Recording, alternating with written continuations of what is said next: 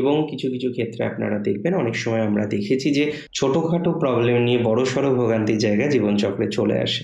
যে সমস্ত মকর রাশির জাতক জাতিকারা ছোটোখাটো বিষয়ে প্রবলেমে পড়েছেন এবং সেই ছোটোখাটো প্রবলেম থেকে বড়সড় প্রবলেম তৈরি হয়েছে, বড়সড় প্রবলেমের সূত্রপাত হয়েছে, কনফিউজড হয়েছেন, টেন্সড হয়েছেন, বিভিন্ন রকমভাবে চিন্তার মধ্যে আছেন, ধীরে ধীরে চিন্তা মুক্ত হওয়ার সম্ভাবনা দেখতে পাচ্ছি, ধীরে ধীরে পজিটিভিটির সম্ভাবনাটা দেখতে পাচ্ছি। সো সামহাও পজিটিভিটি কিন্তু বৃদ্ধিপ্রাপ্ত হবে বা বৃদ্ধিপ্রাপ্ত হওয়ার যোগ রয়েছে। নতুন নতুন ব্যবসা করছেন, ব্যবসায় বর্ধনশীলতা রয়েছে, কিছু কিছু ব্যবসায় লাভ বাড়বে বলে মনে করছি।